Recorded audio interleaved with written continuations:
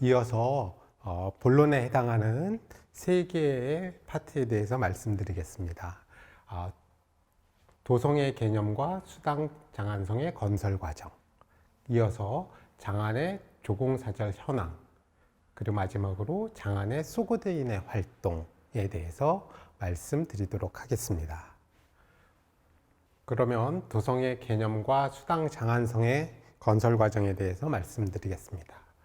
우선 도성의 개념과 설계,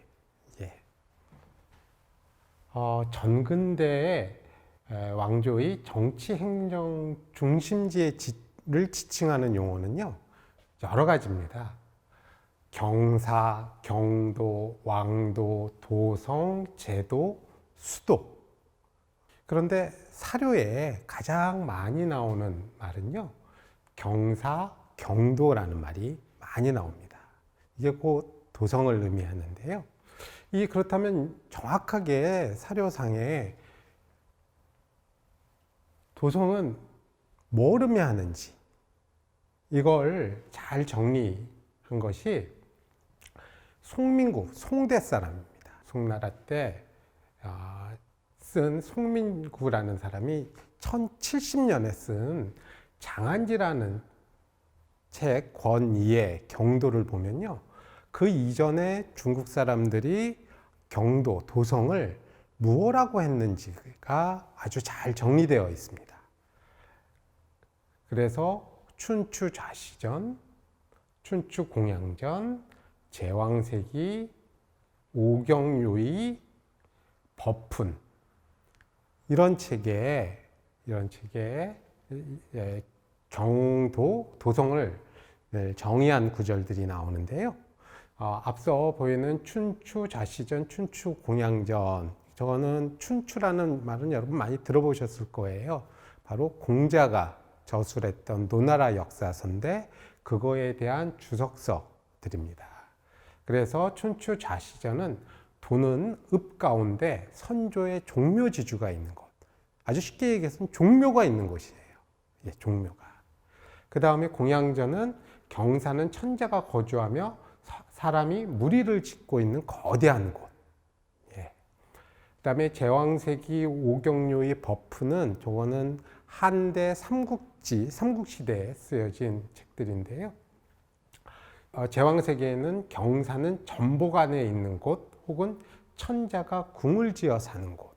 그래서 전복이 무엇이냐면 쉽게 얘기해서 경기 지역이라고 생각하면 됩니다. 사실 저런 건 중국에서 서경에 나오는 천자가 있으면, 왕이 있으면 천하를 어떻게 구분하냐라고 하는 그런 것들이 나오는데, 왕성이 있으면 거기서 500리 떨어진 그 지역 범위를 전복이라고 합니다.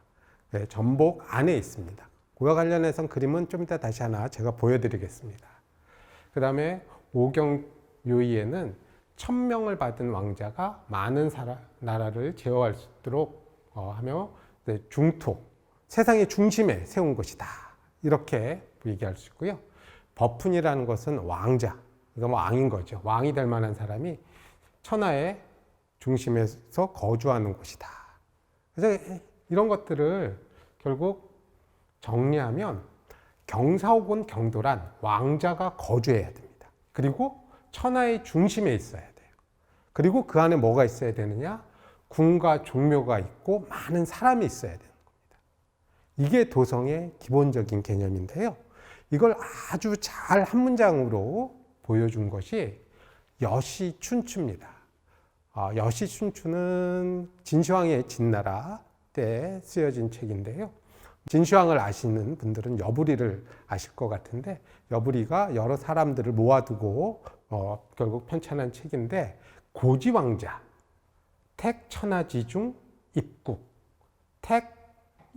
국지중 이입궁, 택궁지중 이입묘, 이렇게 되어 있습니다. 뒤에 글자 하나가, 저 궁자는 궁지궁은 궁지중이라고 해야 되는데요. 뭐냐면 옛 왕노릇을 하는 사람은 천하의 가운데를 택해서 입국, 나라를 세운다라는 그 국의 의미가 아니라 이럴 때는 도성, 성을 생각하시면 됩니다. 성을 세우고 성의 가운데 궁을 세우고 궁의 가운데 묘를 세운다. 종묘를 세운다. 그러니까 결국 뭐냐면 도성이라고 하는 건 천하의 중심의 중심에 천자가 있는 곳이 바로 11세기 이전에 중국 사람들이 생각한 도성의 개념이다. 이렇게 할 수 있습니다. 이런 도성을 만들려면 어떻게 해야 될까? 그 설계안이 있습니다. 그 설계안의 대표적인 게요. 바로 주례라는 책의 뒤편에 나오는 고공기에 나오는 장인 건국조와 장인 영국조 부분입니다. 굉장히 중요하게 생각했던 책이 바로 주례입니다. 그 가운데 도성을 어떻게 어느 곳에 세우고 어떻게 지어야 할까라는 게 나와 있습니다. 먼저 장인 건국조부터 보면요. 앞서 말씀드렸듯이 건국할 때 저 국은 나라가 아닙니다. 도성이에요. 성입니다. 그런데 건국은 도성을 세운다 이런 의미인데 있는 그대로 해석하면 구체적인 명확한 의미는 어디에 도성을 세울까 이런 의미예요. 저럴 때 건은. 사실 저 건의 의미가 다시 보면 1945년 이후에 중일전쟁 때 중국이 승리한 다음에 수도를 어디에 둘까라는 논쟁들이 벌어집니다. 남경에 둘까 북경에 둘까. 그럴 때 벌어지는 논의를 건도론이라고 합니다. 이때 건이라는 말은 어디에 수도를 도성을 세울까 그런 의미입니다. 근데 아까 말씀드렸듯이 이 도성은 천하의 중심에 있어야 돼요. 어떻게 결정을 하냐면요. 이렇게 결정을 하는 겁니다. 이런 것들이 먼저 일출과 일몰 때 쉽게 얘기해서 큰 막대기를 세워두고 그림자의 위치를 정하는 거죠. 그래서 해가 뜨는 곳이 동쪽이겠죠. 그래서 해가 쭉 올라가서 그림자가 가장 짧아지는 쪽이 남쪽. 그리고 해가 지는 곳이 서쪽. 그리고 밤에 북극성이 있는 곳이 북쪽. 그래서 동서남북선을 그었을 때 그 만나는 점이 바로 천하의 중심이다. 바로 그 지점에 도성을 세워야 된다라고 정한 것이 바로 장인 건국조의 내용입니다. 그럼 그곳을 정하면 그 안을 도성을 어떻게 조형을 할까라고 정한 것이 장인 영국조의 얘기입니다.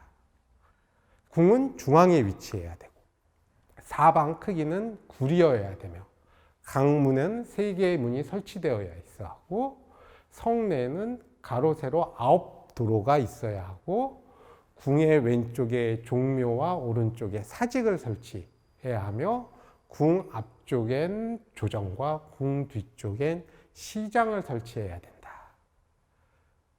바로 이러한 모습으로 아주 이게 이상적인 모습입니다. 그래서 여러분 단적으로 말씀드리면요. 여기 보시면 가운데에 궁이 있고요. 앞서 말씀드린 대로 궁의 왼쪽에는 종묘가 있었다 그랬잖아요. 근데 황제는 항상 남쪽을 바라본다. 이런 생각에 왼쪽은 황제 기준입니다. 종묘가 있고요. 그 다음에 오른쪽에 사직이 있습니다. 이걸 그대로 조선의 한성에 그대로 이제 비춰보면 한성의 정궁은 경복궁이죠. 지금 경복궁 생각하시면 됩니다.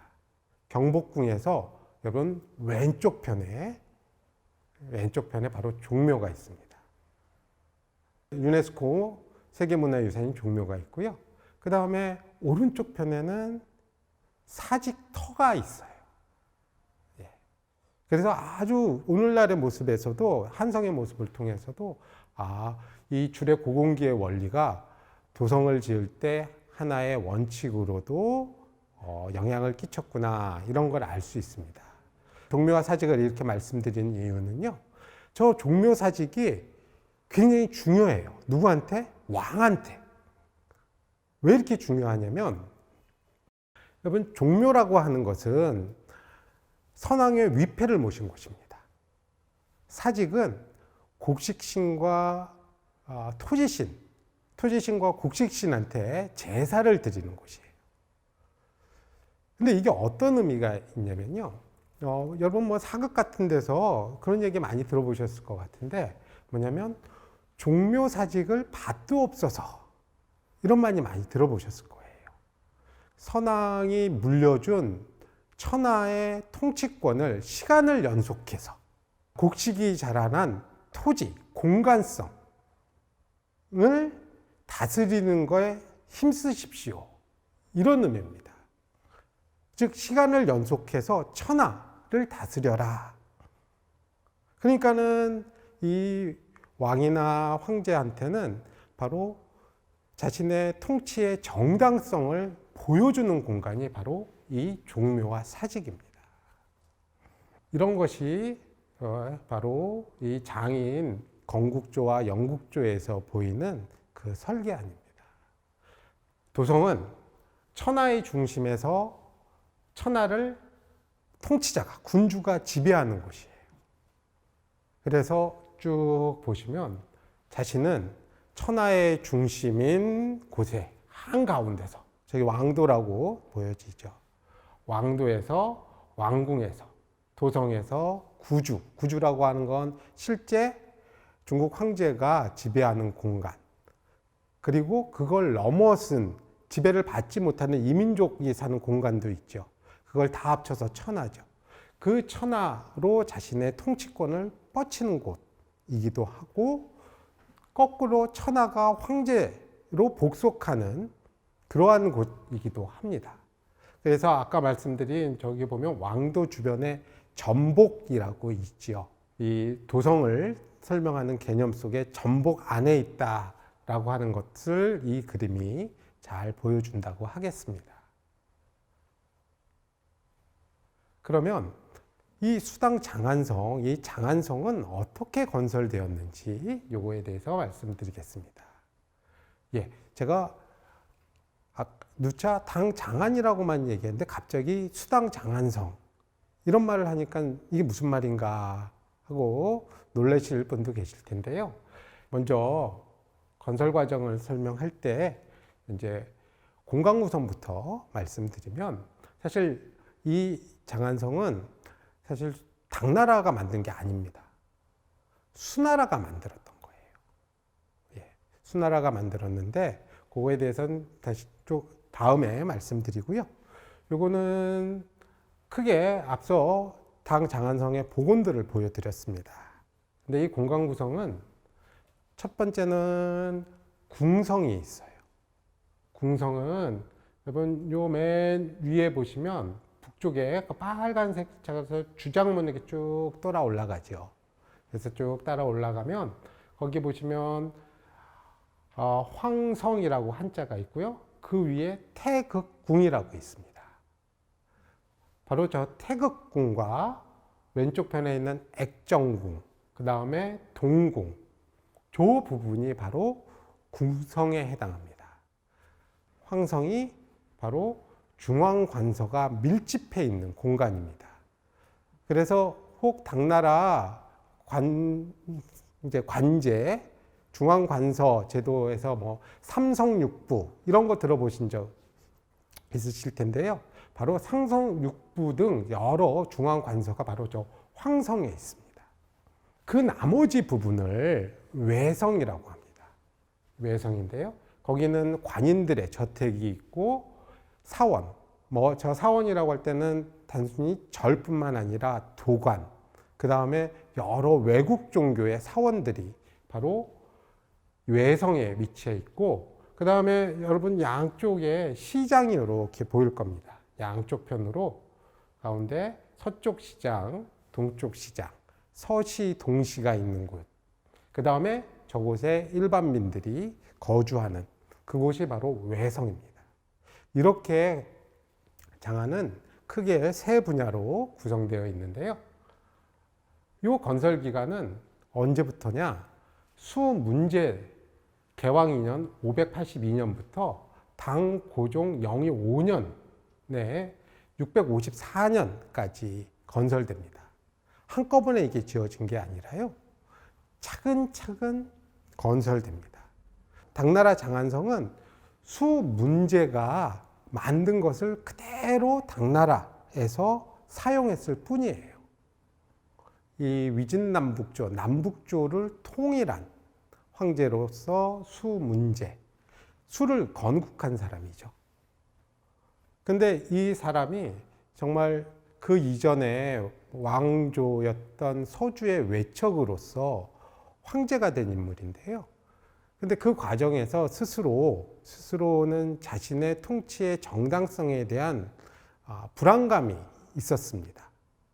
그러니까는 북위의 수도, 그 나라가 북주였는데 그 나라의 수도에서 황제 노릇하기가 좀 부담됐던 것 같아요.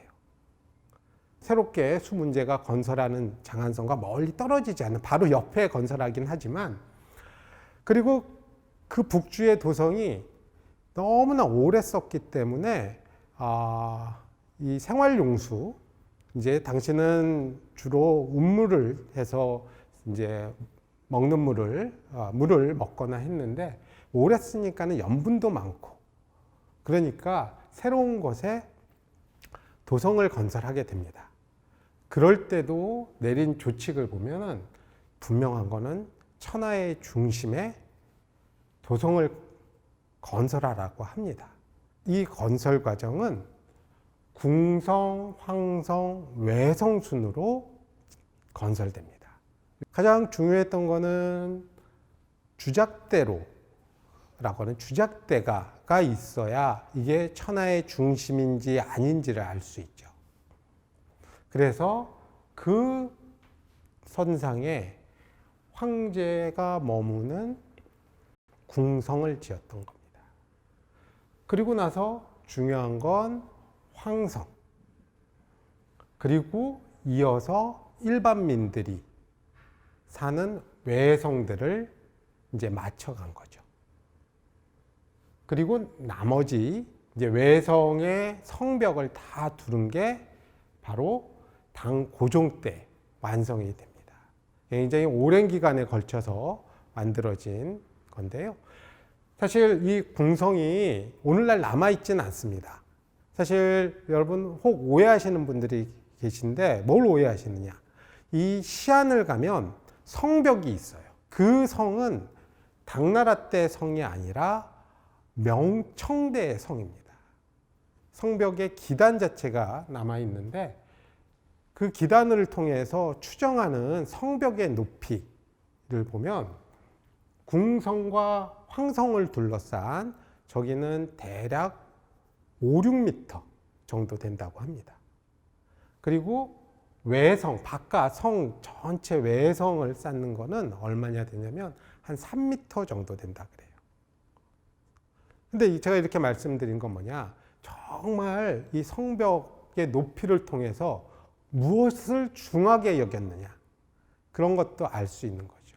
황제가 천하의 중심에 거한다는 걸, 그 이념을 도성의 성벽 높이에서도 반영했다, 그런 걸 알 수 있습니다. 예.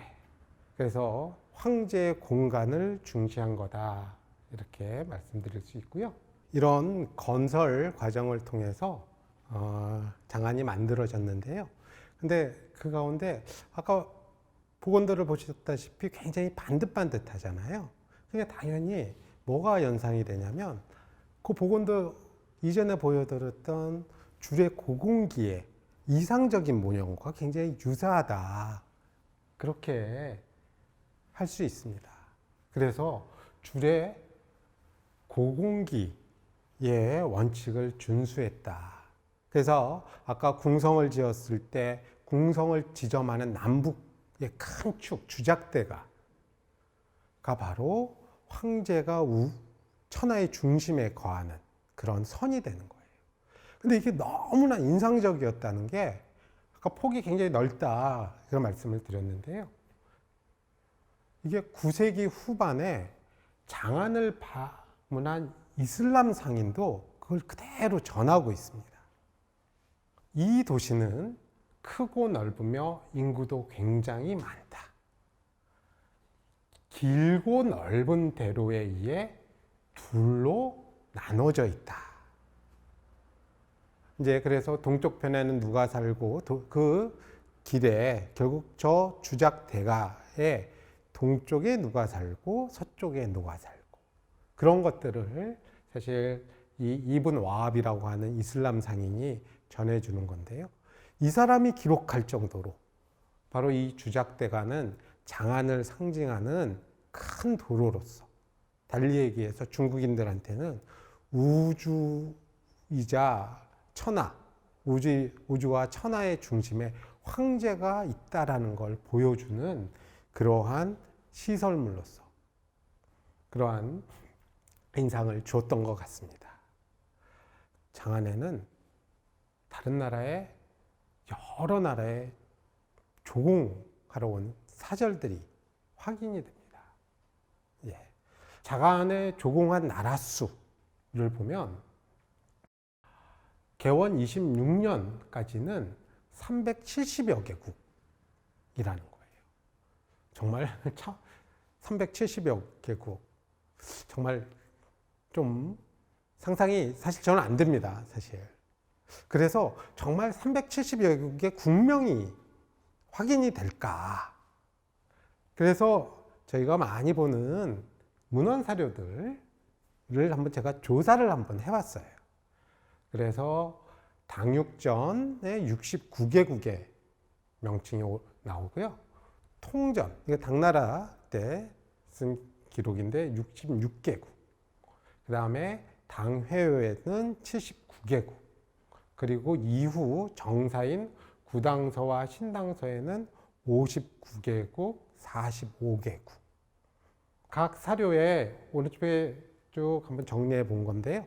근데 그 사료에 나타나는 국명은 또 중첩이 되는 게 있습니다. 중첩된 거, 아니면 통전에만 있는 거, 당육전에만 있는 거, 이런 것들을 정리해 보니 국명이 이런 사료에서 활용된 거는 166개국입니다. 사실 370여 개국 많은데 근데 다 확인이 안 돼서 166개국밖에 확인 못했지만은 그래도 166개국은 많은 거죠. 그런데 이건 나라 개수거든요. 당에 조공한 건수를 한번 조사해 봤습니다. 당의 존립 기간 동안 약 290년인데요. 1299건이 확인됩니다. 황제별로 제가 그 건수를 쭉 이렇게 정리했는데 보시면 가장 많은 거는 438건으로 현종 때고요. 두 번째로는 당태종 때입니다. 그리고 사실 알록산 난 이후로 이 당의 위세가 꺾여서 이후에는 건수들이 좀 거의 이제 많이 줄어들거나 거의 당 후기, 당 말의 황제들한테는 건수를 찾아보기 힘든 건데 현종 시대와 태종 시대가 당나라 전성 시기다라는 걸 확인할 수 있습니다. 그래서 당태종 때에 연호를 써서 정관의 치, 정관지치, 그 다음에 현종의 연호를 써서 개원의 치, 개원지치 이런 표현을 쓰기도 하는데 이 조공 사례를 통해서도 그런 모습을 확인할 수 있습니다. 그러나 앞서 봤던 조공한 나라 수, 조공한 건수를 통해서 당나라의 국제적인 면모 이걸 확인할 수 있지요. 이런 것들을 잘 보여주는 게 바로 소고드인입니다. 소고드인이라고 하는 거는 뭐냐면 중앙아시아의 아무다리아와 시르다리아 사이 지역인 소고디아나 출신의 사람입니다. 그럼 지도를 한번 보면요. 카스피해가 보이실 텐데요. 카스피해 오른쪽에 아라레가 있습니다. 아라레에서 이렇게 두 강이 이어져 있는데요. 아무다리아와 시르다리아. 그 사이 지역을 소고디아나라고 합니다. 저 지역 출신의 사람들을 소고디인이라고 합니다. 그래서 오늘날 많이 들어보셨던 저 지역의 도시로서는 사마르칸트 이런 거 들어보셨을 거예요. 그게 바로 소고디아나 지역입니다. 그리고 뭐 그 주변에 보면 부하라 뭐 등등이 있고요. 오른쪽으로 가다 보면 투르판도 있고 그 아래쪽에 보면 치렌 산맥 이쪽에 보면 두낭이라고 있습니다. 도낭이라고 하는.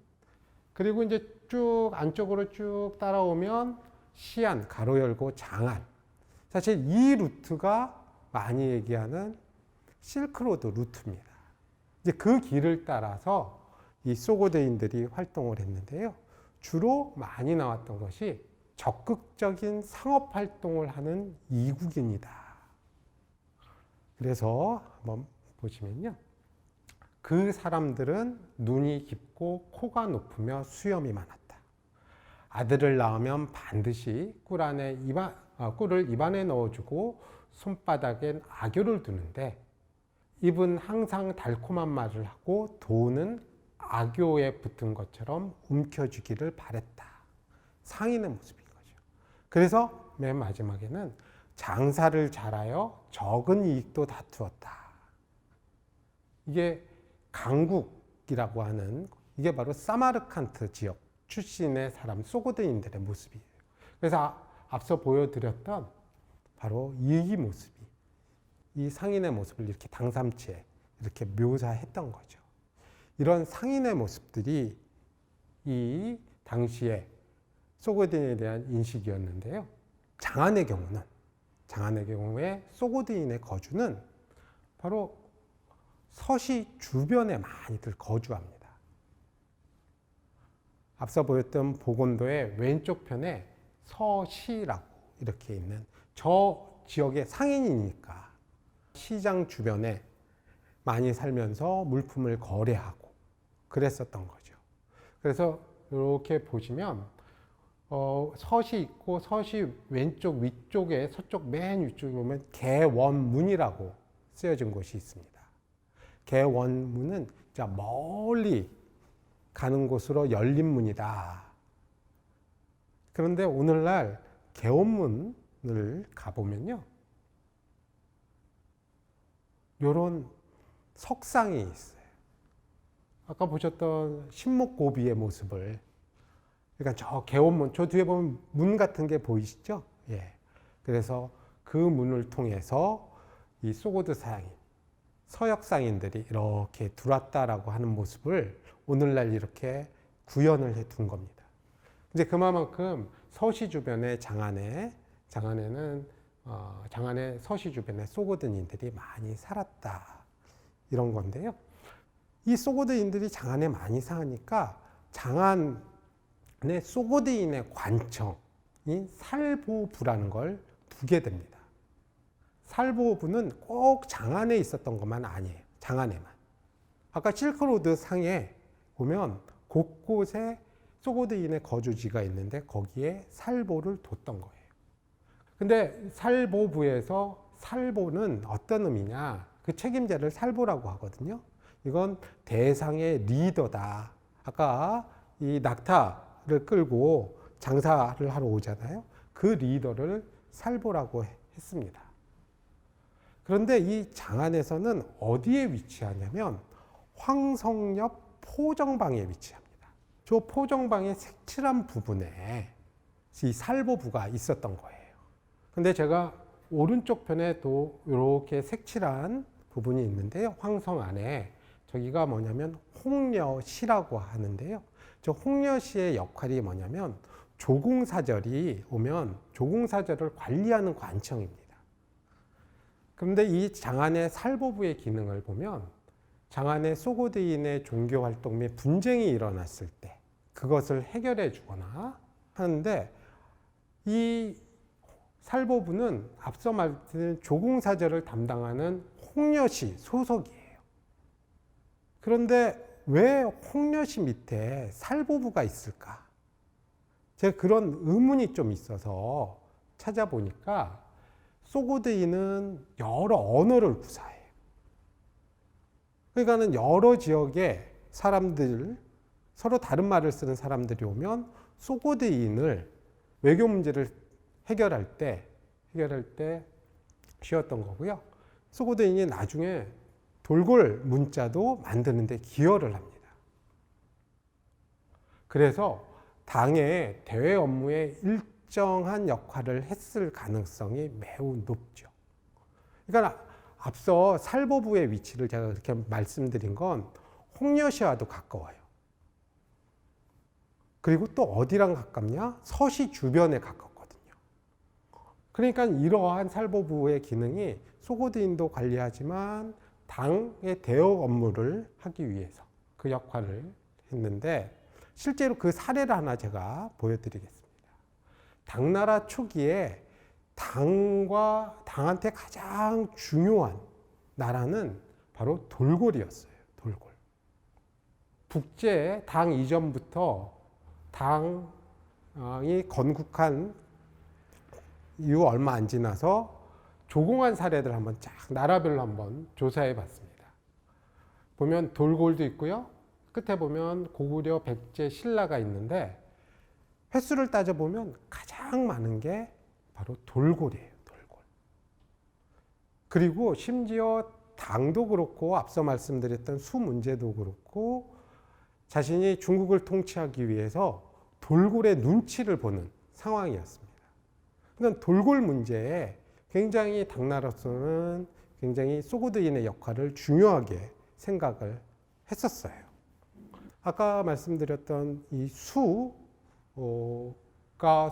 바로 북주로부터 이었다 말씀을 드렸는데, 바로 북주의 안가와 사군의 묘가 발굴이 됐습니다. 그 발굴된 유물을 통해서 알 수 있습니다. 먼저 안가라는 사람은 조상이 부하라 출신이에요. 소고디아나 지역 출신이라는 뜻입니다. 사군이라는 사람은 캐시라고 하는 지역의 출신의 사람이에요. 역시 살보라는. 근데 안가와 사군은 좀 다른 것이, 안가는 그 조상 때부터 중국에 이미 들어와 있었고, 사군이라는 사람은 사군 때 중국에 들어왔던 사람입니다. 그런데 제가 이 두 사람의 묘와 당나라와의 연관성을 깊다라고 말씀드리는 건요, 이 묘가 어디서 발굴됐냐면, 여러분 보시면 요 밑쪽에 점선으로 이렇게 나와 있는 그게 당나라 장안성의 표시예요. 그리고 그 위쪽에 보면 세모로 되어 있는 게 사군묘라고 있습니다. 그리고 그 서남쪽 아래쪽에 안가묘라는 게 있어요. 거기에 보면 제가 말씀드린 건 당나라 성과 당장안과 멀리 떨어지지 않는 곳에서 이 두 사람의 묘가 있었고, 그게 발굴이 됐는데요. 이 발굴을, 유물을 한번 안가의 묘를 통해서 보면 바로 저걸 탑이라고 해서 쉽게 하면 상이고, 그러니까 이제 테이블 같은 거죠. 테이블 위에 관이 있었을 것이다. 그리고 그 주변에 그 사람의 일생을 묘사한 그림이 저렇게 새겨져 있습니다. 근데 저 그림을 보면 복식도 그렇고 위에 있는 나무, 그러니까 집 모양도 보면 굉장히 중국적이라는 느낌이 드실 거예요. 중국 문화를 익힌 인물이다라는 걸 알 수 있을 거고요. 그런데 이 안가의 묘를 보면 단순히 중국 문화를 받아들였다라는 것뿐만 아니라 소고드인으로서의, 앞서 말했던 상인으로서의 모습도 잘 나타나 있습니다. 이렇게 보시면 저 안쪽 편, 오른쪽 편에 보면 게르라고 하는 천막 내에 두 사람이 앉아 있죠. 왼쪽 편이 바로 안가라는 소그디인이고요. 오른쪽 편에 긴 머리, 검은 머리를 한 사람이 돌고리입니다. 근데 그림 하단에 보면 낙타들이 있죠. 그래서 이 소그드 상인으로 돌고린한테 무언가를 파는 모습, 이런 게 새겨져 있고요. 이 소그드인들이 단순히 상인만 잘한 것도 아니고 무협에 뛰어났다, 이런 얘기도 합니다. 그런데 이런 모습은 이 안가라는 사람뿐만 아니라 사군의 유물에서도 확인이 됩니다. 이걸 이제 석당이라고 하는 유물인데, 저 석당 안에 관이 있었을 거다, 이렇게 얘기하고요. 그 석당 바깥쪽으로 역시 그 사람의 일생을 전해주는 그림이 새겨져 있습니다. 이 사람은 아까 말씀드렸듯이 그 사람의 이러한 묘비가 이렇게 그 안에 새겨져 있는데, 위쪽에는 한문으로, 밑에는 소그도어로 된 겁니다. 근데 한문을 보면 굉장히 대충 쓰거나 정확하지 않아요, 한자가. 그래서 이 사람이 안가보다는 중국 문화에 대한 이해도가 떨어졌을 것이다, 이 집안이. 그렇게 얘기를 합니다. 물론 이 사람의 가옥을 보면 역시 중국 집에서 살았다라는 걸 알 수 있긴 하지만, 위쪽에 가운데 활을 들고 있는 사람이 사군이고요. 그 뒤쪽에 역시 긴 머리로 한 사람이 보이죠. 저 사람은 돌고린입니다. 근데 그 아래는 뭐가 있느냐? 역시 낙타가 있어요. 그러니까 이 한 장면은 무술에 뛰어난 소고드인 돌골과 교역하는 상인으로서의 소고드인의 모습이 있는 거죠. 그런 모습을 바로 장안이라는 공간의 소고드인에서 확인할 수 있을 것 같습니다. 그러니까 이러한 유물들, 조공 사례와 유물들을 비추어 볼 때 장안은 정치적으로도 수계적인 제도를 갖추고 있을 뿐만 아니라 그곳에 온 외국인의 활동을 통해서도 세계의 교류지라고 하는 성격을 알 수 있을 것 같습니다. 지금까지는 세 가지로 나눠서 수당 장안성의 건설 과정, 그 다음에 당 장안의 조공, 마지막으로 소고디인의 활동을 통해서 장안이 갖는 세계 교류지라는 측면에 대해서 말씀드렸습니다. 지금까지 들어주셔서 감사합니다.